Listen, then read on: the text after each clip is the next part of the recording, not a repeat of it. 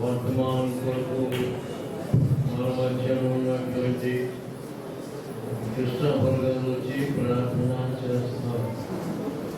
కృష్ణాపర్గం వచ్చి ప్రార్థన చేస్తారు. తర్వాత మోసెస్ కరుణాకర్ గారు వర్తమానం ఇస్తారు. ఈ నెలంతా రాకడ వర్తమానాలే. ఈ నవంబర్ నెలలో బైబిల్ విషయంలో రాకడ వర్తమానాలే చెప్తాము. ఇంకా ఏ వర్తమానాలు చెప్పకూడదు. రాకడ వర్తమానాలే సిద్ధపడి వాటినే చెప్తాము. రాకడ స్తోత్రం స్తోత్రం స్తోత్రం స్తోత్రం స్తోత్రం స్తోత్రం తండ్రి. పరిశుద్ధుడా పరిశుద్ధుడా పరిశుద్ధుడా ప్రేమనామకు కలిగిన మా తండ్రి, మా సకల ఆశీర్వాదములకు కారణభద్రవు తండ్రి. నేను నేడు రేపు ఏకరీతిగా ఉన్నవాడ, మారనివాడ, మార్పు లేనివాడ, అద్భుతకరుడ, ఆశ్చర్యకరుడ, ఆలోచనకర్త, భగవంతుడు, దేవాలయించిన సమాధానకర్త, అధిపతి, నీకు వందనములు, కృతజ్ఞతలు, స్తుతులు, స్తోత్రములు చెల్లిస్తున్నాను. గడిచిన దినములంతా నీ కృప కలిగినటువంటి నాయన, నీ బాధ్యత బలిష్టమైనటువంటి రెక్కల మీద మమ్మల్ని అందరినీ కాచి, పోషించి, ఆదరించి, బలపరచబడు శాంతి దినంలో మమ్మల్ని ప్రవేశపెట్టి నీ కృప కరుణ కటాక్షలు మా మీద ఉంచుతున్న నిత్యమైన మమ్మల్ని పోషిస్తున్న మా తండ్రి, నేను స్తుతిస్తూ కనపరుస్తూ స్తోత్రాలు చెల్లిస్తున్నాను. ఎందువల్ల జరిగిన ఆరాధనను బట్టి నీకు మహిమయు ఘనత ప్రభావం నీకే ఆరోపిస్తున్నాను. నాయన స్తోత్రాలు స్తుతులు కృతజ్ఞతలు చెల్లిస్తున్నాను. వాటి ద్వారా మీ నామం మహిమపరుచుకున్నారు. ఆయన సాక్షుల ద్వారా మీ నామం మహిమపరుచుకున్నారు. అందుకని నీకు సమస్త ఘనత మహిమ ప్రభావం చెల్లిస్తూ ఆరాధనలోని ఆత్మనైనా అనుగ్రహిస్తున్నారు. మీకు స్తోత్రం. ఎందరైతే దేవుని ఆత్మచేత నడిపించబడతారో వారందరూ దేవుడు తెలుగులో కృపించిన మా తండ్రి, అటు పరిశుద్ధాత్మ ప్రతి బిడ పొందుకున్నట్టుగా సహాయం చేయండి ప్రభావ. అంటే ఆత్మచేత నడిపించబడి బిడగౌడుకు సహాయం చేయండి. శరీర క్రియలు లైఫ్ ఆప్షన్ నీకు స్తోత్రములు కృతజ్ఞతలు చెల్లిస్తున్నాను. ఇది విలాసం పక్షాన్ని నిలబడి కారణంగా వాటిని బోధించిన ఇదిగోనైనా ఈ బలహీనతలు నా బలమును పరిపూర్ణపరుస్తాను. ఎప్పుడు బలహీనుడు అప్పుడే బలవంతుడు అన్నది దైవావేశములు లేఖనం ఆయన బోధించుడు, తప్పుదిద్దులు, ఖండించుడు, ఆయన నీతిలో శిక్షణ శక్తి కలిగి లేఖనములు విడుదల తండ్రి. ఆయన విలాసుని బలపరచండి, ఆశీర్వదించండి, అభిషేకించిన ఆయన ఇది సైన్యములకు అధిపతి యెహోవా వాక్కును పలికిన వాక్కును అందరికీ వినిపించబడి సహాయం చేయండి. మీ పరలోక స్వర పౌరస్వర పరిశుద్ధాత్మ స్వరాన్ని నాకు మాకు వినిపింపచేసి మీ గౌరవమైన మాకు నేను మంచి ఆహారం, బలిష్టమైన ఆహారం దయచేయండి. వాడిపోయిన స్థితిలో నుంచి, నిర్జీవమైన స్థితిలో నుంచి, నిద్రమైన స్థితిలో నుంచి లేవనెత్తి క్రీస్తు సైనికులు మమ్మల్ని అందరూ స్థిరపరచమని బలపరుస్తున్నాయి. వాక్యమైన తండ్రి నీ పాదాల వద్ద సాగిలపడి బ్రతిమలాడుచున్నాను. ఆయన వాక్యమే బ్రతికిస్తుంది. నీ వాక్యం నెమ్మది కలిగిస్తుంది. నీ వాక్యం మాకు నిత్య రాజ్యాన్ని కలిగిస్తుంది. ఆయన వాక్యం మనల్ని బలపరచున్నాయి.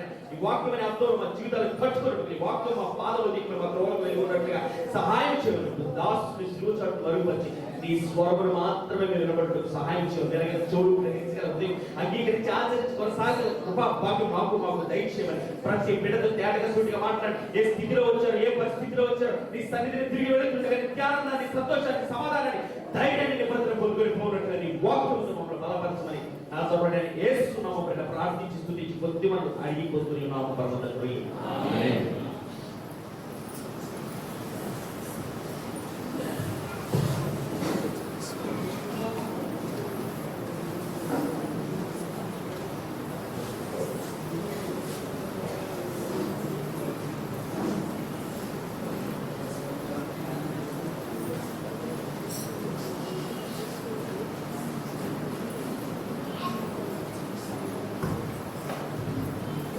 దేవుని స్తోత్రములు.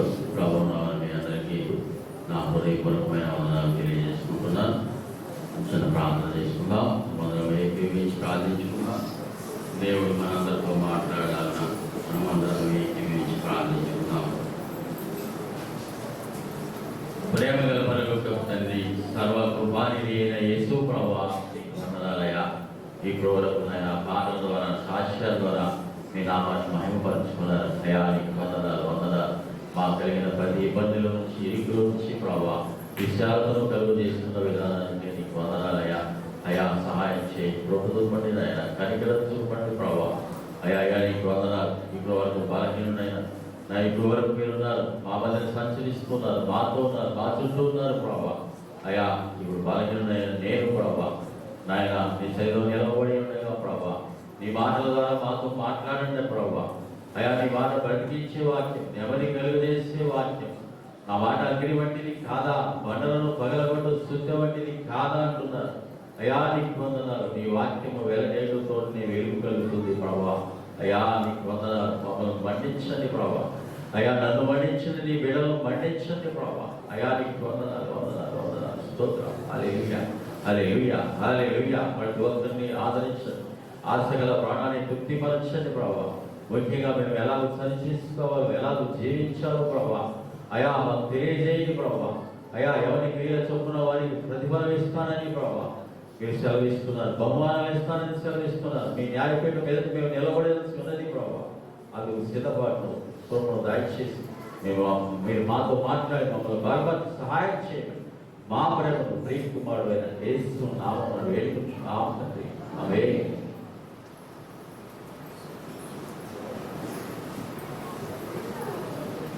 రెండవ కొరింథీయులకు రాసిన రెండవ పత్రిక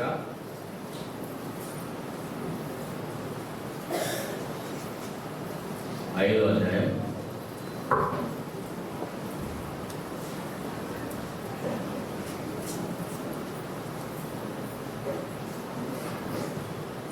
9వ వచనం నుంచి చదువుకుందాం. కావున దేహమందున్నను దేహమును విడిచినను ఆయన శిష్యులమై ఉండవలనని మిగులు అపేక్షించుచున్నాము. ఎందుకనగా తాను జరిగించిన క్రియల చొప్పున అవి మంచివైనను సరే చెడ్డవైనను సరే దేహంతో జరిగించిన వాటి ఫలమును ప్రతి వాడును పొందినట్లు మనమందరము క్రీస్తు న్యాయపీఠం ఎదుట ప్రత్యక్షము కావలేము. ఎందుకనగా తాను జరిగించిన క్రియల చొప్పున అవి మంచివైనను సరే చెడ్డవైనను సరే దేహంతో జరిగించిన వాటి ఫలమును ప్రతివాడును పొందినట్లు మనమందరము క్రీస్తు న్యాయపీఠం ఎదుట ప్రత్యక్షము కావలేము అని అంటాడు. ఇక్కడ మనం గమనించినట్లయితే తీర్పు జరుగుతుంది. 3 రకాలైన తీర్పులు మనకు కనబడుతున్నాయి. ఇక్కడ ఈ చదవనటువంటి వాక్యంలో రాయబడినటువంటిది ఈ తీర్పు, ఇది విశ్వాసులకు. దీనికంటే ఇది బహుమానాలు ఇవ్వడానికి, క్రియల చొప్పున ప్రతిఫలాన్ని ఇవ్వడానికి. దీని ఏమన్నారంటే న్యాయపు సింహాసనపు తీర్పు. అలాగే రెండవదిగా మనం చూస్తే మహిమగల సింహాసనపు తీర్పు. ఈ మనం చదవబడినటువంటి వాక్య భాగంలో జరిగేటటువంటి తీర్పు ఎవరికి జరుగుతుందంటే విశ్వాసులకు, రక్షించబడిన వారికి. సంఘము ఎత్తబడిన తర్వాత 7 ఏళ్ల శ్రమల కాలంలో ఈ యొక్క తీర్పు జరుగుతుంది. మనమందరము కూడా మన క్రియలకు తగిన ప్రతిఫలాన్ని పొందడానికి, మన క్రియలకు తగినటువంటి బహుమానాలు పొందడానికి, మన క్రియలకు తగినటువంటి మెప్పు ఘనత పొందుకోవడానికి ఆ న్యాయపీఠం ఎదుట మనం నిలవబడవలసిన వారమై ఉన్నాం. మూడవదిగా మనం చూస్తే రెండవది మహిమగల సింహాసనం తీర్పు. మత్తయి సువార్త 25వ అధ్యాయం 31 నుంచి 46 వచనాలు చూస్తే మనకు అర్థమవుతుంది. చదవద్దు, తర్వాత ప్రేమికులకు చదువుకోండి. తర్వాత అంత్య తీర్పు. ఈ తీర్పు ఎవరికి జరుగుతుందంటే పాపులైన మృతులకు, రక్షించబడని వారికి, ఇంకా పాపంలోనే జీవిస్తూ మృతులుగా ఉన్నవారికి, ఆత్మీయంగా మృతులుగా ఉన్నవారికి ఈ యొక్క తీర్పు. ప్రకటన గ్రంథం 20వ అధ్యాయం 5వ వచనం చూడండి. ప్రకటన గ్రంథం 20వ అధ్యాయం 5వ వచనం. ఆ 1000 సంవత్సరాలు గడుచు వరకు కడమ మృతులు బ్రతకలేదు. ఇదే మొదటి పునరుత్థానం. ఈ మొదటి పునరుత్థానంలో పాల్గొల వారు ధన్యులను పరిశుద్ధులను ఇందురు. ఇట్టి వారి మీద రెండవ మరణంకు అధికారం లేదు. మీరు దేవునికి క్రీస్తునకు యాజకులై క్రీస్తు కూడా 1000 సంవత్సరం రాజ్యము చేయుదు. చూస్తే మరి 1000 సంవత్సరములు క్రీస్తు కూడా రాజ్యం చేసి కడమ మృతులు బ్రతకలేదు. ఇక్కడ మృతులైన వారికి కూడా మరి 11, 13 వచనాలు చూడండి. మరియు దవడమైన సింహాసనమును దాని యందు ఆశ్చర్యనీయులు ఒకరిని సూచించని భూమి ఆకాశములు ఆయన సముఖం నుండి పారిపోయాను. వాటికి నిలువ చోటు కనపడకపోయాను. మరియు గొప్పవారేమి కొద్దివారేమి మృతులైన వారందరూ ఆ సింహాసనం ఎదుట నిలువబడినట్టు సూచించని. అప్పుడు గ్రంథములు విప్పబడెను, మరియు జీవ గ్రంథములు వేరొక గ్రంథము విప్పబడెను. ఆ గ్రంథములు ఎందుకు వ్రాయబడిన వాటిని బట్టి తమ క్రియల చొప్పున మృతులు తీర్పు పొందిరి. అంటే ఇంకా పాపమునందే జీవిస్తూ ఆత్మీయంగా మృతి పొందిన వారు క్రీస్తును స్వరక్షకునిగా అంగీకరించిన వారు, మరణంలో నుంచి జీవంలోనికి దాటని వారు, ఈ మరణంలో పాపంలో జీవిస్తున్న వారికి తీర్పు, ఇక్కడ అంత్య తీర్పు మనకు కనబడుతుంది. ఇక్కడ గ్రంథాలు విప్పబడినట్లుగా మనం చూస్తున్నాం. 3 రకాలైన తీర్పులు. ఇక్కడ ఈ దినం మనం ధ్యానించబోయే అంశం ఏమిటంటే విశ్వాసులకు జరిగేటటువంటి తీర్పు. ఒకసారి మరి 2 కొరింథీయుల 5:10 చదవండి. ఎందుకనగా తాను జరిగించిన క్రియల చొప్పున అవి మంచివైనను సరే చెడ్డవైనను సరే దేహంతో జరిగించిన వాటి ఫలమును ప్రతి వాడును పొందినట్లు మనమందరమును క్రీస్తు న్యాయపీఠం మీదుగా ప్రత్యక్షము కావలేను. అలాగే రోమీయులకు రాసిన పత్రిక 14:10 చూస్తే, అయితే నీవు నీ సహోదరునికి తీర్పు తెచ్చనేలా, నీ సహోదరుని నిరాకరింపనేలా మనమందరము క్రీస్తు న్యాయపీఠం ఎదుగా నిలుతుము అని అంటాడు. ఇక్కడ మనమందరము క్రీస్తు న్యాయపీఠం ఎదుగా మనలో మనందరి గురించి విమర్శించేవాడు, మన క్రియల చొప్పున ప్రతిఫలం ఇచ్చేవాడు. ఆయన రాకడలో మరి న్యాయపీఠం ఎదుట మనం నిలబడాల్సిన వారమై ఉన్నాము. అప్పుడు వరకు మీరు తీర్పు తెచ్చవద్దని అంటాడు భక్తుడు. మనందరిని విమర్శించేవాడు దేవాది దేవుడే అనేక వాక్యం ద్వారా మాట్లాడుతున్నాడు. మరి ఆ 2వ రాకడలో క్రీస్తు ఆగమనం అప్పుడు బోర వదబడుతుంది. ఆ బోర వదినప్పుడు దశలోని పత్రికలో మనం చూస్తాం, క్రీస్తు మృతి నొంది తిరిగి లేచినని నీవు నమ్మినేడలా. యేసు మృతి పొంది తిరిగి లేచెనని మనము నమ్మిన ఎడల అదే ప్రకారము యేసునందు నిద్రించిన వారిని దేవుడు ఆయనతో కూడా వెంటబెట్టుకుని వచ్చును. మేము ప్రభు మాటను బట్టి మీతో చెప్పున్నదేమనగా, ప్రభు రాకడ వరకు సజీవులమై నిలిచిండు మనము నిద్రించిన వారి కంటే ముందుగా ఆయన సన్నిధిని చేరము. ఆర్భాటముతోను ప్రధాన దూత శబ్దముతోను దేవుని బోరతోను పరలోకం నుండి ప్రభు దిగివచ్చును. బోరతో దిగి వచ్చును అంటాడు ఇక్కడ. అప్పుడు మరి మనం చూస్తే మృతులైన వారు మరి యేసుక్రీస్తు ప్రభువారు ఆయనతో ఉన్న ఆత్మలను మరి నిద్రించిన వారిని వెంట పెట్టుకుని వస్తాడు. ఇప్పుడు ప్రభునందు నిద్రించిన వారు ఎక్కడ ఉన్నారండి? వారి ఆత్మలు ఎక్కడ ఉన్నారు? వారు ఎవరితో ఉన్నారంటే పరదేశంలో యేసుక్రీస్తు ప్రభువారితో ఉన్నారు. యేసుక్రీస్తు ప్రభువారు సిలువలో దొంగతా అంటారు, నీవు ఈ రాజ్యంలోనికి వచ్చినప్పుడు నన్ను జ్ఞాపకం చేసుకోమని ఆ దొంగ అంటే, నేడు నీవు నాతో కూడా పరదేశంలో ఉండు, నేడు నీవు నాతో కూడా పరదేశంలో ఉండవు అని అంటున్నారు. అంటే నిద్రించిన వారందరూ కూడా ఎక్కడ ఉన్నారంటే యేసుక్రీస్తు ప్రభువారితో ఉన్నారు. ఆయన ఆగమంలో ఆయన మధ్యాకాశానికి రానై ఉన్నాడు. ఆ మధ్యాకాశానికి వచ్చినప్పుడు ఆయన మరి నిద్రించినటువంటి పరిశుద్ధులందరినీ కూడా, ఆయనతో ఉన్న వారందరినీ కూడా ఆయన వెంట పెట్టుకుని వస్తాడు.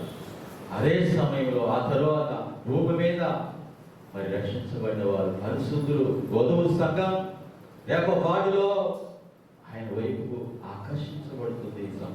సహోదరుడా మరి మహిమ శరీరాలు ధరించుకుంటారు. రేపపాడులో మహిమ శరీరాలు ధరించుకొని మధ్యాకాశానికి మేఘంలో మనం కొనుక్కోబడతాం. ఇది మరి ఆ యొక్క మరి యేసు ప్రభు వారి ఆగమనం. ఆ ఎత్తబడిన తర్వాత ఏం జరుగుతుందంటే ఇక్కడ మరి విడువబడిన వారేమో 7 సంవత్సరాల శ్రమల్లో ఉంటారు. విడువబడిన వారు 7 సంవత్సరాల భయంకరమైన శ్రమలు వారికి ఉంటాయి. ఎత్తబడిన సార్వత్రిక సంఘం అంటే పరిశుద్ధులు వధువు సంఘం క్రీస్తు న్యాయపీఠం ఎదుట మరి నిలబడవలసి వస్తుంది. సహోదరుడా, ఇక్కడ మరి సంఘము తప్ప, ఈ న్యాయపీఠం ఎదుట సంఘము తప్ప మరి ఎవరు ఉండరు, వధువు సంఘము తప్ప. ఇక్కడ మరి తీర్పును గ్రీకు భాషలో బీమా అని అన్నారు. బీమా అంటే జీవితంలో చివర పొందే ప్రతిఫలం అన్నమాట. అంటే ఈ తీర్పు రక్షించబడ్డారా లేదా అని కాదు, రక్షించబడిన వారే వధువు సంఘమే ఆయన న్యాయపీఠం ఏదో ఉంటుంది.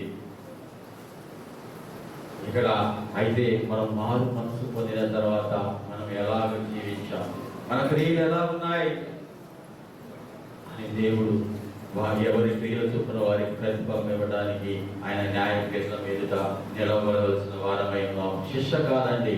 ఇక్కడ మరి మనం గమనించినట్లయితే బహుమానాలు ఇవ్వడానికి ప్రతిఫలాన్ని ఇవ్వడానికే, కానీ ఆయన శిక్ష వేయడానికి కాదు. ఎందుకంటే యేసుక్రీస్తు ప్రభువారు మన కొరకు మరణించారు. ఇది అప్పుడు వరకు మారు మనసు పొందినప్పటి నుంచి మరణించే వరకు, ఒక విశ్వాసి మారు మనసు పొందినప్పటి నుంచి మరణించే వరకు, లేదంటే యేసుక్రీస్తు ప్రభువారి రాకడలో ఎత్తబడే వరకు, ఏది ముందైతే అది మనం జరిగించిన క్రియలన్నిటికీ కూడా ప్రతిఫలం మరి అనుగ్రహిస్తాడు దేవుడు. దేవుని ఎదుట మనం నెరవేర్చిన వారమై సహోదరి సహోదరుడా, ఇక్కడ మరి వీరెవరంటే మరణంలోంచి జీవంలోనికి దాటి ఉన్నారు. వీరికి ఇంకా శిక్ష లేదు. యోహాను సువార్త 5వ అధ్యాయం 24 వచనం చూడండి. యోహాను సువార్త 5వ అధ్యాయం 24. నన్ను పంపిన వాని విశ్వాసం ఉంచువాడు నిత్య జీవము గలవాడు. వాడు తీర్పులోనికి రాక మరణంలో నుండి జీవములోనికి దాటి ఉన్నాడని మీతో నిశ్చయముగా చెప్పుచున్నాను. ఎందు విశ్వాసం ఉంచిన వాడు, నా మాట విని నన్ను పంపిన వారి విశ్వాసం ఉంచిన వాడు నిత్య జీవము గలవాడు. వాడు తీర్పులోనికి రాక, వాడు శిక్షలోనికి రాక, మరణంలో నుంచి జీవంలోనికి దాటి ఉన్నాడు, నిత్య జీవాన్ని కలిగి ఉన్నాడు. అతనికి శిక్ష లేదు. కాబట్టి క్రీస్తు యేసునందున్న వారికి ఏ శిక్షా విధియు లేదు అని అంటాడు. సహోదరి సహోదరుడు, ఈ తీర్పు శిక్ష కొరకు కాదు, కానీ ఇది బహుమానాల కొరకే, ఇది ప్రతిఫలమాన్ని ఇవ్వడానికే. సహోదరి సహోదరుడా, మొట్టమొదటిగా మనం గమనించినట్లయితే దేహముతో జరిగించిన క్రియలను బట్టి మనము విమర్శించబడతాం, మనం తీర్పు తీర్చబడతాం. సహోదరి సహోదరుడా, మరి మనం గమనించినట్లయితే ఈ దేహంతో జరిగించిన క్రియలు, మారు మనసు పొందకముందు మనం పాపం చేస్తే ఆ పాపాన్ని దేవుడు తుడిచివేస్తాడు. నీ పాపము ఎన్నటికీ జ్ఞాపకం చేసుకోనని ఆయన వాక్యంలో హెచ్చరిస్తున్నాడు. మారు మనసు రక్షణ పొందక ముందు మారు మనసులో మనం పశ్చాత్తాపడతాం. అప్పుడు పశ్చాత్తాపడినప్పుడు మన పాపాలన్నీ కూడా క్షమించబడతాయి. ఆయన తుడిచివేస్తారని, వాటిని జ్ఞాపకం చేసుకోనని దేవుని వాక్యం హెచ్చరిస్తుంది. అయితే మారు మనసు పొందిన తర్వాత, రక్షణ పొందిన తర్వాత కూడా అనేక మంది పాపము చేస్తున్నారు, పాపములో జీవిస్తున్నారు. సహోదరి సహోదరుడా, చాలా రకాలుగా మరి జీవిస్తున్నారు. దుర్వ్యసనాలకు బానిసలై జీవిస్తున్నారు,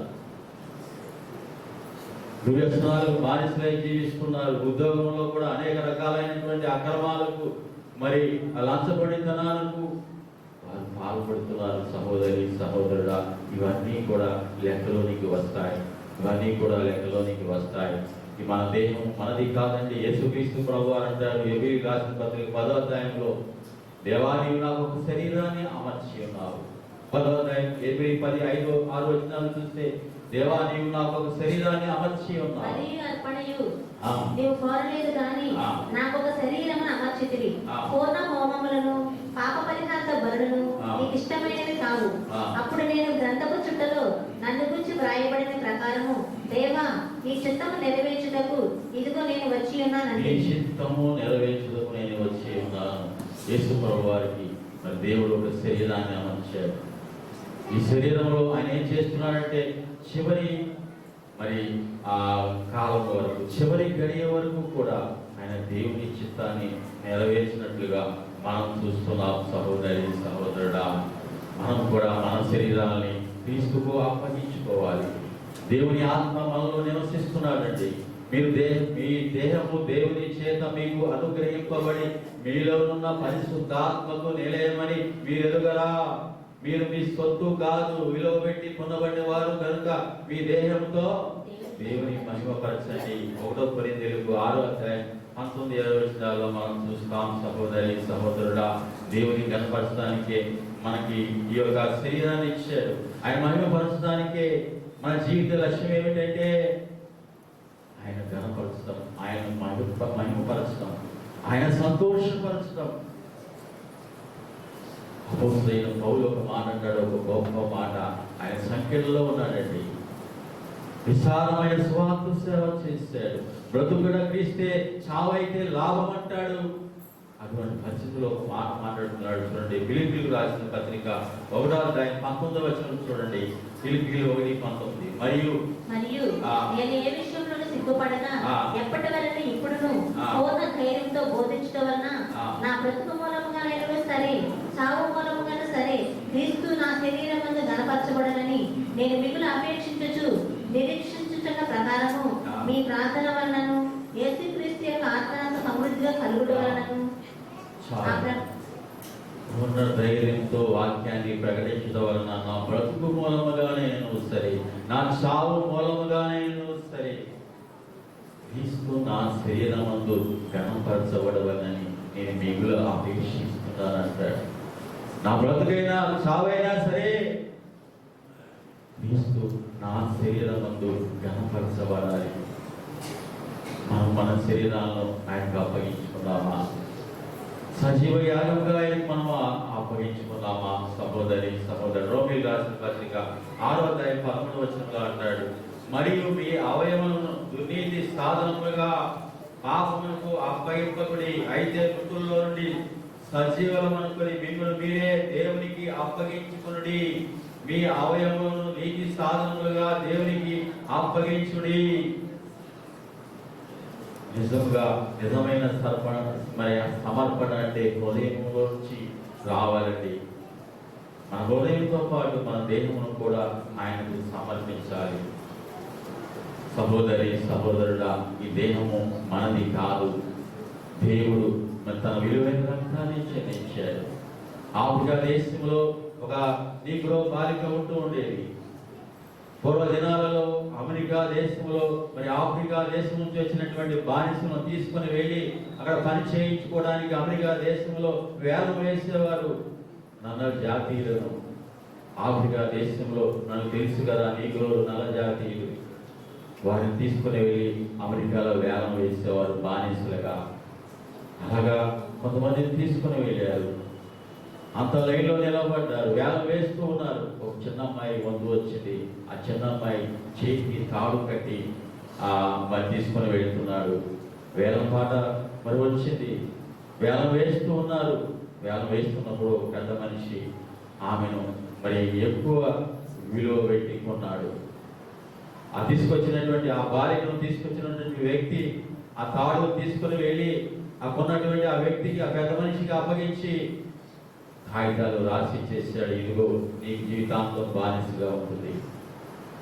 వెంటనే బాలిక ఏం చేసిందంటే ఆ పెద్ద మనిషి మీద వచ్చి, బానిసగా నీవు నన్ను కొనుక్కుంటావా అని చెప్పి వెంటనే అతని ముఖం మీద ఉమ్ము వేసింది.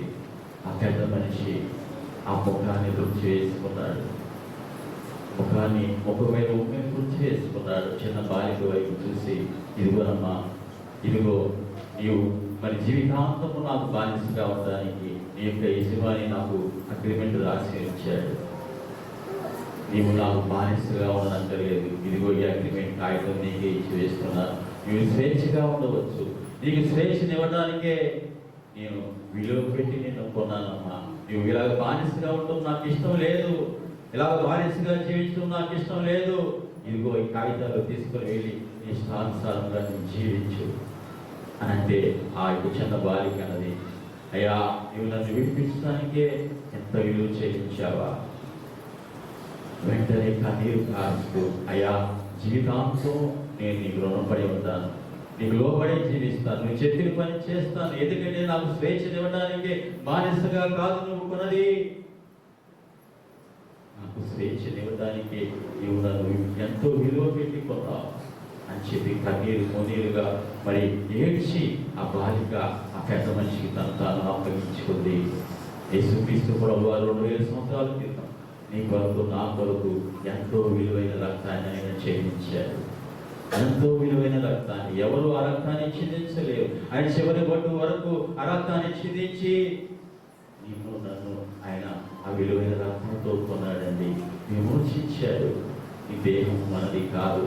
సహోదరుడా, మీరు మీ సొత్తు కాదు, విలువ పెట్టి కొనబడిన వారు, విలువైన యేసు రక్తము చేత కొనబడిన వారు కనుక మీ దేహంతో దేవుని మహిమపరచండి. ఇప్పుడు ఎవరి కోసం జీవించాలి? మనం క్రీస్తు కొరకే జీవించాలి. ఈ దేహము ప్రభువు నిమిత్తమే, ప్రభువు దేహము నిమిత్తమే. సహోదరుడా, ఇప్పుడు మనం దేవాలయముగా ఉన్నాము. మీలో ఉన్న పరిశుద్ధాత్మకు నేనేమని మీరు ఎదుగురా? దేవుడు మన దేహాన్ని ఆలయంగా చేసుకున్నాడు. అటువంటి దేవాలయాన్ని మనం ఎలాగ చూసుకుంటున్నాం? దేవాలయానికి వచ్చేటప్పుడు చాలా జాగ్రత్తగా వస్తామండి. బయట మరి కార్యాలు చేసినప్పటికీ దేవాలయానికి వచ్చేటప్పుడు మనం పరిశుద్ధంగా ఉండాలి, మన ప్రవర్తన జాగ్రత్తగా ఉండాలని చెప్పి ఆలయంలో ప్రవేశించగానే పరిశుద్ధంగా ఉండడానికి ప్రయత్నిస్తాం సహోదరి సహోదరుడా. అయితే మన దేహమే దేవాలయం. చాలా మంది ఆ వారం రోజులు మిగతా రోజుల్లో సమేష్టానుసారంగా జీవిస్తూ మందిరంలోకి వచ్చినప్పుడు పరిశుద్ధంగా కనబడతారు. కానీ మన దేహమే దేవుని ఆలయమని మీరు గుర్తించారా? సహోదరి, ఎవడైనా ఈ ఆలయంను పాడు చేసేలా దేవుడు వారిని పాడు చేయని దేవుని వాక్యాన్ని హెచ్చరిస్తుంది. ఈ దేవాలయం, ఈ యొక్క శరీరం మనది కాదండి. ఇది దేవాలయం. మరి దేవుని స్తుతికి ఆరాధనకు యోగ్యమైనది. మనల్ని సజీవ యాగంగా సమర్పించుకుందాం సహోదరి సహోదరుడా. దుర్వ్యసనాలకు మనం లోపడకూడదు. భక్తుల జీవితాలను మనం గమనించినట్లయితే వారి దేహాలను, వారి శరీరాలను దేవుని మహిమ కొరకు వాడుకున్నారు. పద్మాసు దీపంలో యోహాను చూడండి, ప్రవాసిగా ఉన్నాడు. అతనికి ఆహారం ఏమీ లేదు, నీళ్లు లేవు, శరీరాశల కొరకు జీవించలేదు. పద్మాసు దీపంలో యోహాను అక్కడ ప్రవాసిగా ఉంటూ దేవుని సన్నిధిలో కనిపెడుతూ ప్రార్థిస్తూ తన యొక్క కళ ద్వారా దేవుని దర్శనాలు చూశాడండి. చెవుల ద్వారా దేవుని స్వరాన్ని విన్నాడు. చేతుల ద్వారా ప్రకటన గ్రంథాన్ని రాశాడు. సహోదరి సహోదరుడా, ఎలాగ ఉపయోగించుకుంటున్నాం? దేవుని మహిమ కొరకు ఉపయోగిస్తున్నామా? లెక్క చేయలేదు పద్మాసు దీపంలో యోహాను. లెక్క చేయలేదు. తనకేమి లేకపోయినా దేవుని కొరకు జీవించాలనుకున్నాడు. దేవునికి ఇష్టడుగా ఉన్నాడు. అందుకని అంత గొప్ప ప్రతిష్టలు చూశాడండి. ఆత్మ వసుడనై నేను పరలోకానికి కొనుక్కోబడింది అంటాడు. ఆత్మ వసుడనై పూర్తిగా ఆత్మ స్వాధీనంలోకి వెళ్ళిపోయాడు. ఆ పద్మాసు దీపంలో ఉన్నటువంటి యోహాను వెంటనే ఎక్కడ ప్రత్యక్షమయ్యాడంటే పరలోకంలో. మరి నేను చూసినవన్నీ రాసినట్లుగా మనం చూస్తున్నాం. అలాగా మనం సమర్పించుకోవాలి. భక్తులు ఎందరో తమ జీవితాలను సమర్పించుకున్నారు. దానియేలు మనం చూస్తున్నాం. బబులోను దేశంలో ప్రధానమంత్రిగా ఉన్నప్పటికీ దేవునికి ఇష్టడుగా జీవించాడు. తాను పరిశుద్ధముగా ఉంచుకున్నాడు. ఆహార విషయంలో కానీ ఏ విషయంలోనైనా ఏ తప్పైనను నేరమైనను చేసిన వాడు కాదనంటాడు. మనం ఎలా ఉన్నాం? కొలసీలు రాసిన పత్రిక 3వ అధ్యాయం 5-8 వచనాలు చూడండి. కొలసీలు రాసిన పత్రిక 3వ అధ్యాయం.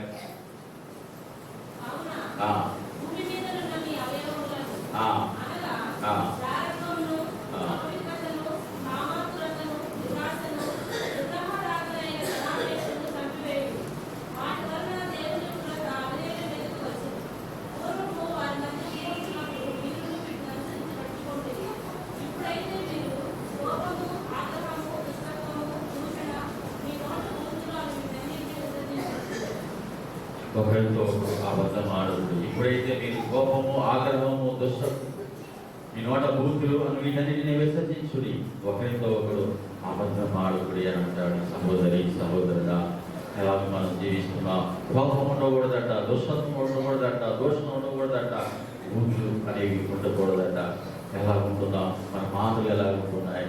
విమర్శ దినమున మనము పలుకు ప్రతి మాటను గురించి కూడా లెక్క చెప్పాలంట. వ్యర్థముగా పలుకు ప్రతి మాటను గురించి కూడా ఆ విమర్శ దినమున లెక్క చెప్పాలి. మన మాటలను కూడా ఆయన బేరీజు వేస్తాడు, ఆయన లెక్క వేస్తాడు. సహోదరి సహోదరుడా, మన మాటలు ఎలా ఉంటున్నాయి? మన చూపులు ఎలా ఉంటున్నాయి? మన వినికిడి ఎలా ఉంటుంది? మన క్రియలు ఎలా ఉంటున్నాయి? మనం పరీక్షించుకోవాలి. దేహముతో జరిగించిన క్రియల చొప్పున అంటాడు. ప్రతివాడు కూడా న్యాయ సింహాసనం ఎదుట నిలబడవలెను. మన దేహం విషయంలో మనం జాగ్రత్తగా ఉండాలి. రెండవదిగా మనం లెక్క అప్పచెప్పవలసిన విషయం ఏంటంటే సమయాన్ని గురించి దేవుడికి మనం లెక్క చెప్పవలసి ఉన్నది. మన యొక్క జీవిత కాలం ఎంతో అల్పమైనదండి. ఒక భక్తుడు, కొంతమంది శాస్త్రజ్ఞులు మరి ఒక 70 సంవత్సరాలు జీవించిన వ్యక్తి ఎంతకాలము వేటికి ఉపయోగిస్తాడో, తన 70 సంవత్సరాల జీవితంలో వేటికి ఎంత ఖర్చు పెడుతున్నారో తెలియజేశాడు. చదవండి, వాక్యం చదువుకుందాం. ఎఫెసీయులకు రాసిన పత్రిక 5వ అధ్యాయం 15 నుంచి 17 వచనాలు. దినములు చెడ్డవి గనుక ఆ. మీరు సమయమును పోనీయక ఆ. సద్వినియోగం చేసుకొనుచు అజ్ఞాన వలె కాక జ్ఞానుల వలె నడుచుకున్నట్టు జాగ్రత్తగా చూసుకొనుడి. ఇంత నిమిత్తము మీరు అవివేకులు కాక ప్రభు యొక్క చిత్తమేమిటో గ్రహించుకొనుడి. మరియు మద్యముతో మత్తులై ఉండకుడి, దానిలో దుర్వ్యాపారము కలదు. అయితే ఆత్మపూర్ణులై ఉండుడి. చాలు. దినములు చెడ్డవి గనుక మీరు సమయమును పోనీయక సద్వినియోగం చేసుకోవచ్చు, అజ్ఞానుల వలె కాక జ్ఞానుల వలె నడుచుకున్నట్లు అంటాడు. సహోదరి, సమయాన్ని ఎలాగ పాటిస్తున్నాం, ఎలాగ సద్వినియోగం చేసుకుంటున్నాం? 70 సంవత్సరాల వయసు గల మరి ఒక వ్యక్తి జీవితంలో 70 సంవత్సరాలు జీవించాడు అనుకోండి, 23 సంవత్సరాలు నిద్రలో గడుపుతాడట. మనకే అర్థమవుతుంది కదా, 24 గంటల సమయంలో మనం ఎన్ని గంటలు నిద్రపోతున్నామండి? 8 గంటలు. అంటే రోజుకి 24 గంటల్లో 3వ వంతు మనం ఏం చేస్తున్నాం? నిద్రిస్తున్నాం. అంటే 70 సంవత్సరాల్లో 3వ వంతు లెక్క ఏంటి? 23 సంవత్సరాలు. 23 సంవత్సరాలు నిద్రలో గడుపుతున్నాం. 16 సంవత్సరాలు పనిలో, మనం చేసే పనిలో గడుపుతున్నాం. 16.5 సంవత్సరాలు మరి స్నాన సంధ్యలకు, అలాగే భోజనం చేయడానికి, విశ్రాంతికి గడుపుతున్నాం. 8 సంవత్సరాలట మరి వినోద కార్యక్రమాలకు, టీవీలకు, వాటికి వినోద కార్యక్రమాలకు 8 సంవత్సరాలు గడుపుతున్నాం. 6 సంవత్సరాలు ప్రయాణంలో గడుపుతున్నాం. ఇంకా ఎంత ఉంది? 70 సంవత్సరాలు, 69.5 సంవత్సరాలు అయిపోయింది. కేవలం 6 నెలలు మాత్రమే మిగిలింది. ఈ 6 నెలలంట ఒక మనిషి తన జీవితంలో భక్తి సంబంధమైన కార్యక్రమంలో దేవుని కొరకు వెచ్చిస్తున్నాడట. ఈ నశించిపోయే శరీరానికి 69.5 సంవత్సరాలు, నిత్యము ఉండేటటువంటి ఆత్మ కొరకు కేవలం 6 నెలలు గడుపుతున్నాడు. ఎంత విచారకరమో ఆలోచించండి. ఈ 6 నెలల్లో కూడా ఎంతో సమయాన్ని దుర్వినియోగం చేస్తున్నాం. ఒకసారి ఆలోచించండి, 24 గంటల్లో మనం ఎంత సమయం దేవుని సన్నిధిలో గడుపుతున్నాం? 10% అన్నా మనం గడుపుతున్నామా? 2 గంటలు పైనైనా గడుపుతున్నామా? లేదు. సహోదరి, సహోదరుడా, జ్ఞాపకం చేసుకోవాలి. సమయం ఎంతో విలువైంది. మనకు నిత్య జీవితంలో మనం ఎంతకాలం జీవించామన్నది కాదు, కానీ ఎంతకాలం దేవుని సన్నిధిలో సమయం గడిపాం, ఎంత సమయం క్రీస్తు కొరకు వెచ్చించాం, ఆయన పరిచయం కొరకు వెచ్చించాం, ఆయన మందిరానికి, ఆయన సంఘం కొరకు వెచ్చించాం, ఆయన సన్నిధిలో జీవించామో అదే లెక్కలోకి వస్తుంది. సమయం ఎంతో విలువైంది. ఒక వ్యాపారంట తన వెనకాల ఒక బోర్డు రాసుకున్నాడట, కాలము బంగారముతో సమానము, దయచేసి తేరమాడి నా సమయము వ్యర్థం చేయవద్దని వెనకాల ఒక బోర్డు రాసుకున్నాడు. వ్యాపారంలో సమయం చాలా విలువైనది. మనం డ్యూటీకి వెళ్ళాలంటే నిమిషాలతో సహా అటెండ్ అవుతాం. ఈ మధ్య మాకు బయోమెట్రిక్ పెట్టారు. బయోమెట్రిక్ 9:45 నిమిషాల కల్లా అక్కడ ఉండకపోతే 1 సెకండ్ లేదైనా అక్కడ అది ఆబ్సెంట్ కింద చూపిస్తుంది. 9:30కి అటెండ్ కావాలి, మార్జిన్ 15 నిమిషాలు ఇస్తారు. 9:40 దాటి మనం కనుక ఆ బయోమెట్రిక్ పంచి వేసినట్లయితే ఆబ్సెంట్ పడిపోతారు. అంటే ఎంత విలువైంది. మనం ఏం చేస్తాం? ఈ దూరం 25 కిలోమీటర్లు, 30 కిలోమీటర్ల దూరమైనా ఆ టైంలోకి వెళ్ళాలి. ఆ 9:45, 9:45 లోపు వాటిని అటెండ్ కావాలని ఎంతో ప్రయత్నిస్తాం. సహోదరి, సహోదరుడా, సమయం చాలా విలువైంది. బంగారం కాదండి, బంగారం కంటే చాలా విలువైంది. ఈ బంగారం తుప్పు పట్టిపోతుంది, ఇవన్నీ నశించిపోతాయి, ఇవేవి మనతో రావు. ప్రతి క్షణము కూడా జీవితంలో దేవుడు మనకి ఇచ్చినటువంటి బహుమానం. ఇక్కడ అందుకని అంటాడు, దినములు చెడ్డవే గనక సమయమును పోనీయక సద్వినియోగం చేసుకోవచ్చు, అజ్ఞానుల వలె కాక జ్ఞానుల వలె నడుచుకున్నట్లు జాగ్రత్తగా చూసుకుని ఎలాగ వాడుకుంటున్నాం? సహోదరి, సహోదరుడా, సమయాన్ని ఇక్కడ ప్రకటన 2:27 చూస్తే, మారు మనసు పొందుటకు దానికి సమయం ఇచ్చి, అందరికి కూడా సమయాన్ని ఇచ్చాడు మారు మనసు పొందడానికి, మన జీవితాలను మార్చుకోవడానికి. సహోదరి, రక్షణ పొందిన వారము మరి ఒక దినాల లెక్క అప్పజెప్పవలసి ఉన్నది. తీసుకుని ఆయన పీఠం మీద మనం నిలబడవలసి ఉన్నదని గ్రహించి సమయాన్ని చాలా జాగ్రత్తగా వాడుకోవలసిన వారమై ఉన్నాం. సహోదరి, సహోదరుడా, దేవుని చిత్తం ప్రకారముగా అంటాడు. ఇక్కడ ఏమంటాడు కింద, ఇందు నిమిత్తము మీరు అవివేకులు కాక ప్రభు యొక్క చిత్తమేమిటో గ్రహించుకునండి. దేవుని చిత్తాన్ని గ్రహించుటే జ్ఞానయుక్తమైనది. జ్ఞానవంతుడు సమయాన్ని చక్కగా సద్వినియోగం చేసుకుంటాడు, మంచి ప్రణాళిక వేసుకుంటాడు. రాజ్యాన్ని సమయాన్ని దుర్వినియోగపరుస్తాడు. సహోదరి సహోదరుడా, రాజ్యాన్ని సమయాన్ని దుర్వినియోగపరుస్తాడు. ఆ తప్పిపోయిన కుమారుడు ఏం చేశాడు? తండ్రికి దూరం అయిపోయాడు. సహోదరి సహోదరుడా, దేవుడు మనకి ఇచ్చిన సమయాన్ని చాలా జాగ్రత్తగా వాడుకోవాలి. చాలా విలువైంది. ఒకసారి వచ్చిన అవకాశం మరొకసారి రాదు. ఒకసారి దేవుని సన్నిధిలో గడిపే సమయం మరొకసారి రాదు. ఒకసారి ఒకరికి సాక్ష్యం ఇచ్చే సమయం, ఒకరికి సువార్త ప్రకటించే సమయం, ఒకరిని రక్షణలోకి నడిపించే సమయం మరొకసారి రానే రాదు. అవకాశాన్ని పోగొట్టుకోవద్దు. సద్వినియోగం చేసుకున్నామంటే మరి ఆ అవకాశాలు పోగొట్టుకున్నవాడు. అవకాశాలు చేజిక్కించుకోవాలి. ఒకరికి సువార్త ప్రకటించాలన్నా, సాక్ష్యాన్ని వినిపించాలన్నా, ఒకరిని దర్శించాలన్నా, దేవుని సన్నిధిలో గడపాలన్నా సమయాన్ని మనం సద్వినియోగం చేసుకోవలసిన అవసరమై ఉన్నాం. సహోదరి, వ్యర్థం చేసుకుంటే విమర్శ దినాన సమయాన్ని గురించి లెక్క చెప్పాలి. కాలక్షేపముగా వ్యర్థము చేస్తే క్రీస్తు న్యాయం పీఠం ఎదుట నిలబడినప్పుడు మనం లెక్క చెప్పవలసి మనదని మనం మరచిపోవద్దు. మూడవదిగా మనం గమనించినట్లయితే, మొట్టమొదటిగా మనం చూస్తే దేహంతో జరిగించిన క్రియల గురించి లెక్క చెప్పాలి. రెండవదిగా సమయాన్ని గురించి దేవుని ఎదుట లెక్క చెప్పాలి. మూడవదిగా చూడండి, బిడ్డల గురించి. సామెతలు 22:6 చదువుకుందాం. సామెతలు 22:6. బాలుడు నలవలసిన త్రోవల వానికి నేర్పును, వాడు పెద్దవాడు అన్నప్పుడు దాని నుండి తొలగిపోడు. చాలు.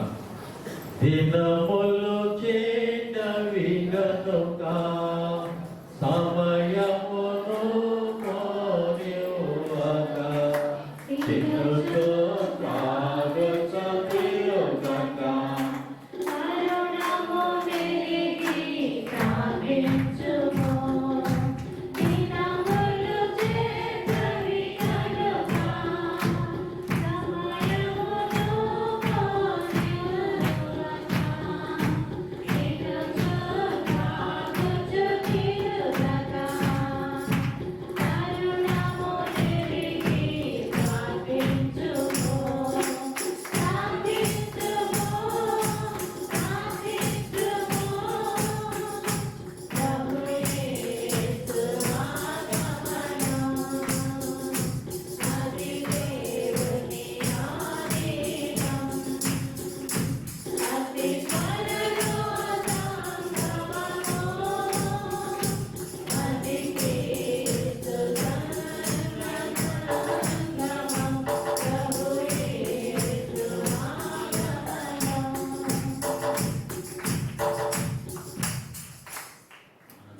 దేవుడు మనకి ఇచ్చిన బహుమానం. గర్భఫలము దేవుడిచ్చే బహుమానం.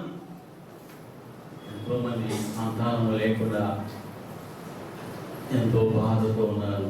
దేవుడు మనల్ని ప్రేమించి గర్భఫలాన్ని ఇచ్చాడు, సంతానాన్ని ఇచ్చాడు. ఏమన్నాడు? బాలుడై ఉన్నప్పుడు వానికి త్రోవను నడువా నేర్పు, పెద్దవాడైనప్పుడు వాడు కలిగిపోడు. ఈ వాక్యంలో కీలకమైన మాటలు మనకు కనబడుతున్నాయి. పిల్లలకు నేర్పడానికి దేవుని వాక్యాన్ని నేర్పాలి. దేవుని వాక్యాన్ని చదివి వినిపించాలి. ప్రార్థనలో వారికి తల్లిది ఇవ్వాలి. సహోదరి సహోదరుడా, ఒకవేళ ఇప్పుడు మనం నేర్పకపోతే, ఇప్పుడు తల్లిది ఇవ్వకపోతే, ఇప్పుడు దేవుని మాటలు వారికి తెలియజేయకపోతే, కంఠస్థ వాక్యాలు వారి హృదయంలో నాటబడకపోతే, వారు దేవునిచ్చి కలిగిపోతే ఎవరు బాధ్యులు? కొంతకాలం తర్వాత వారు ఉద్యోగాలకు వెళ్ళిపోతారు, వివాహాలు చేసుకొని వెళ్ళిపోతారు తల్లిదండ్రులను విడిచి. అప్పుడు కలిగిపోతే, పాపములో పడిపోతే ఎవరిది బాధ్యత? బాలుడై ఉన్నప్పుడు వానికి త్రోవను నడువా నేర్పవలసిన బాధ్యత నీ మీద, నా మీద ఉన్నది. సహోదరి సహోదరుడా, మరి ధర్మశాస్త్రంలో గొప్ప మాటలు రాసి ఉంచాడు. చదవండి. అక్కడ మరి పిల్లలకి ఏం చేయమన్నాడు? ద్వితీయోపదేశకాండం 6వ అధ్యాయం 4 నుంచి 9 వచనాలు. ఇశ్రాయేలు వినుము, ఆ. మన దేవుడైన యెహోవా అద్వితీయుడైన యెహోవా నీ పూర్ణ హృదయముతోను, నీ పూర్ణ ఆత్మతోను, నీ పూర్ణ శక్తితోను నీ దేవుడైన యెహోవాను ప్రేమింపవలెను. నేను నీకు ఆజ్ఞాపించి ఈ మాటలు నీ హృదయంలో ఉండవలను. నీవు నీ కుమారులకు వాటిని అభ్యసింపజేసి నీ ఇంట కూర్చున్నప్పుడును, త్రోవను నడిచినప్పుడును, పండుకొనున్నప్పుడును, లేచినప్పుడును వాటిని గురించి మాట్లాడవలను. సూచనగా వాటిని నీ చేతికి కట్టుకొనవలను. నేను నీకు ఆజ్ఞాపించి ఈ మాటలు నీ హృదయంలో ఉండవలను. నీ కుమారులకు వాటిని అభ్యసింపజేసి నీ ఇంట కూర్చుంటున్నప్పుడును, త్రోవను నడిచినప్పుడును, పండుకొనున్నప్పుడును, లేచినప్పుడును వాటిని గురించి మాట్లాడవలను. ఇంట్లోనంట మనం పండుకున్నప్పుడంట, లేచినప్పుడంట, నడిచినప్పుడంట, కూర్చుంటున్నప్పుడంట మన పిల్లలతో ఆ మాటలు మాట్లాడాలి. దేవుని వాక్యం మాట్లాడాలి, వారికి అభ్యసింప చేయాలి. బాడుగా ఉన్నప్పుడు మీరు వారిని నేర్పితే పెద్దవాడైనప్పుడు వారి తొలగిపోరు. వారి హృదయం అనే పలకల మీద వాక్యము వాక్యము మరి రాయబడి ఉన్నప్పుడు, వారి హృదయంలో వాక్యము నాటబడి ఉన్నప్పుడు, వారు తొలగిపోతున్నప్పుడు దేవుడు ఆ వాక్యాన్ని గుర్తు చేస్తాడు. సహోదరి సహోదరుడా, ఇప్పుడు కూడా నేను గొప్ప చెప్పుకోవడం కాదు కానీ ప్రతిపడ్డాడు. మీరు చిన్నప్పుడు నన్ను సండే స్కూల్ పంపించారు, అదే నన్ను కాపాడుతుందంటాడు. ఆ వాక్యమే నన్ను కాపాడుతుంది, ఆ యొక్క శిక్షణే నన్ను కాపాడుతుంది అని అంటాడు. 70 మరి వర్సెస్, మెమరీ వర్సెస్ 70 వర్సెస్ ఒకదాని వెంటనే రాసేసాడు. మరి ఆ యొక్క సండే స్కూల్ ఫస్ట్ వచ్చాడు. గొప్ప చెప్పుకోవడం కాదు కానీ ఆ యొక్క వాక్యం ఎప్పుడైతే ఆయన హృదయంలో నాటబడిందో ఇప్పుడు ఆ వాక్యమే ఆ బిడ్డను కాపాడుతుంది. ఆ వాక్యమే ఆ బిడ్డతో మాట్లాడుతుంది. మీరు కూడా మీ బిడ్డను సండే స్కూల్కి పంపించినట్లయితే దేవుని వాక్యము వారి హృదయాల్లో నాటబడుతుంది. మీరు ఎలాగో ఇంటి దగ్గర వారిని అభ్యసించలేకపోతున్నారు, ఇంటి దగ్గర వారితో మాట్లాడలేకపోతున్నారు, కుటుంబ ప్రాంతంలో వారి చేత చదివించలేకపోతున్నారు, వారి చేత ప్రార్థన చేయించలేకపోతున్నారు. సండే స్కూల్కైనా క్రమంగా పంపించండి. మీ బిడ్డలు మరి గొప్ప మేలు పొందుకుంటారు, గొప్ప ప్రయోజకులు, గొప్ప ఆశీర్వాదం పొందుకుంటారు. ఈ డాక్టర్లు ఇవన్నీ కావు, ఇవన్నీ వ్యర్థమైపోయే, ఇవన్నీ విడిచిపెట్టేవే. ఆత్మరక్షణ చాలా ప్రాముఖ్యమైనది. మన దినాన ఆ మనోహర్ గురించి చెప్పినప్పుడు మేము సోమవారం రాత్రి ఆ కోడికలో ఉన్నాం. ఈ బెదిరిస్తున్నాడట సూసైడ్ చేసుకుంటానని ఫోన్ చేసి ఏం చేయాలి ఆ సమయంలో? ఆ ప్రార్థన అవగానే ఆ కుమారుడు కొరకు ప్రార్థన చేశాం. ముఖ్యంగా చిన్న బాలుడైనప్పుడు వారికి దేవుని మాటలు నేర్పాలి, సందేశాలు పంపించాలండి. క్రమశిక్షణలో వారి పెంచవలసిన వారమై ఉన్నాం. కుటుంబ ప్రార్థనలో కూడా బిడ్డలు కూర్చోబెట్టుకొని రోజుకు ఒక అధ్యాయం చదివించండి, ప్రార్థన చేయండి. దేవుడు వారిని గొప్పగా ఆశీర్వదిస్తాడు. మరి రాష్ట్రంలో నుంచి వారి ఎన్నటికీ తొలగిపోరు, కాపుదల నుంచి తొలగిపోరు. జ్ఞాపకం చేసుకోండి. 4వదిగా మనం చూస్తే దేవుడు మన బిడ్డల గురించి రేపు విమర్శ దినాలు లెక్క చెప్పవలసి ఉన్న వారమై ఉన్నాం మనం. ఇదిగో నీకు బిడ్డలు ఇచ్చాను కదా, నీవేం చేసావు, నువ్వు రక్షణ పొందావు, నీ బిడ్డల పరిస్థితి ఏంటి?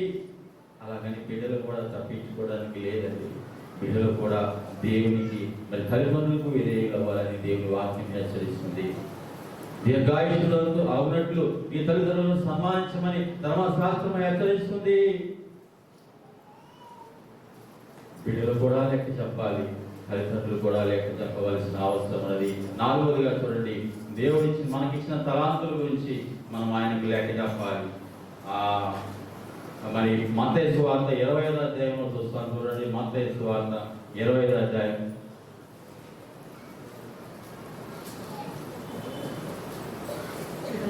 తలాంతులు పరలోక రాజ్యము ఒక మనుషుడు దేశాంతరమునకు ప్రయాణమై తన దాసులను పిలిచి తన ఆస్తిని వారికి అప్పగించుకున్నట్లుండును. అతడు ఒకరికి 5 తలాంతులు, ఒకరికి 2, ఒకరికి 1, ఎవరి సామర్థ్యం చొప్పున వారికి ఇచ్చి వెంటనే దేశాంతరం పోయింది. 5 తలాంతులు తీసుకునేవాడు వెళ్ళి వాటితో వ్యాపారం చేసి మరి 5 తలాంతులు సంపాదించును. అలాగే 2 తీసుకున్నవాడు మరి 2 సంపాదించును. అయితే 1 తలాంతు తీసుకున్నవాడు వెళ్ళి భూమి త్రవ్వి తన యజమాని సొమ్ము దాచిపెట్టెను. బహుకాలమైన తర్వాత ఆ దాసుల యజమానులు వచ్చి వారి యొక్క లెక్క చూచుకొనును. అప్పుడు 5 తలాంతులు తీసుకునేవాడు మరి క్రమముగా మర్యాదగా మీ ఆత్మాధ్వర్యములో మీరు నిర్వహించారు. వందనాలు. మీ కుమారుని మీ దాసుని మా ప్రభువు మరుగు చేసి మీ ఆత్మతో నింపుకొని అభిషేకించుకొని బలమైన సాధనంగా వాడుకున్నారు, మహిమ పొందారు. వందనములు, స్తోత్రములు. ఇప్పుడు మాకు సమాధానముతో సెలవు అనుగ్రహించమని యేసు నామములో ప్రార్థిస్తూ ఉన్నాము తండ్రి. ఆమేన్, ఆమేన్, ఆమేన్. వారికి ఇవ్వండి. ప్రకటనలు. ఈ లైవ్ కార్యక్రమాన్ని వీక్షిస్తున్నటువంటి వారందరూ కూడా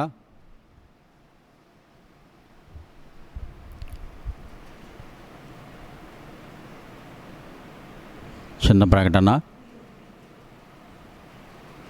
ఈ లైవ్ కార్యక్రమాన్ని వీక్షిస్తున్న వారందరూ కూడా యూట్యూబ్లో ఈ కార్యక్రమాన్ని మీరు సబ్స్క్రైబ్ చేసుకోండి. పెనియల్ ప్రేయర్ హౌస్ సబ్స్క్రైబ్ చేసుకుంటే ప్రతి వారం కూడా మీరు దీన్ని చూడగలరు. అలాగే చైన్ ప్రేయర్స్ స్టార్ట్ చేశాము. ఇప్పుడు వరకు మనం దేవుడు వాక్యం ద్వారా మాట్లాడి ఉన్నారు. ప్రార్థన చాలా ప్రాముఖ్యమైంది. మన స్థానంలో మనం నిలబడి మరి దేవునికి మానవునికి మధ్యవర్తిగా మనం నిలబడి ప్రార్థన చేసినప్పుడు మరి ఈ ఉగ్రత, ఈ తెగులు వ్యాపించకుండా దేవుడు దాన్ని కట్టడి చేస్తాడు. మరి చైన్ ప్రేయర్స్ స్టార్ట్ చేయబడినవి. ప్రార్థిస్తున్నారు. ఉదయం 5 గంటల నుంచి రాత్రి 9 గంటల వరకు చైన్ ప్రేయర్, గొలుసు ప్రార్థన జరుగుతుంది.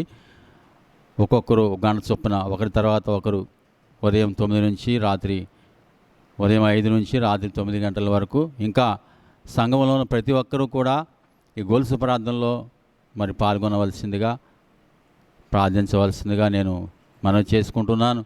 ముఖ్యంగా ఈ కరోనా కట్టడి కొరకు, అధికారుల కొరకు, మరి దేశం యొక్క భద్రత కొరకు,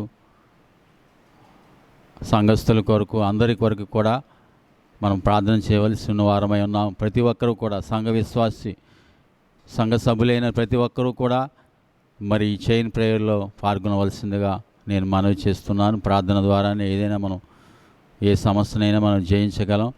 ఇప్పుడు వరకు మనం చూసాం, మోషే మరి విజ్ఞాపనకర్తగా నిలబడ్డాడు. అలాగే అబ్రహామును చూసాం, అనేక మంది భక్తులను మనం చూసాం, దానియేలును చూసాం. అలాగే మనం కూడా మన స్థానంలో నిలబడి, ప్రాకారం మీద నిలబడి, మరి కాయగారు వారుగా మనం ఉండి ప్రార్థించినప్పుడు దేవుడు ఈ కరోనాను కట్టడి చేయగలుగుతాడు. ప్రార్థన గుర్తు చేసుకుందాం, మరి జ్ఞాపకం చేసుకొని మనం ఈ యొక్క చైన్ ప్రేయర్స్లో కొనసాగుదాం. ప్రకటనలు ఇంతే. దేవుడు ఈ ప్రకటనలను దీవించును గాక. మీ అందరికీ ఈ లైవ్ కార్యక్రమాన్ని వీక్షిస్తున్నటువంటి మీ అందరికీ కూడా నా హృదయపూర్వకమైన వందనాలు తెలియజేస్తున్నాను.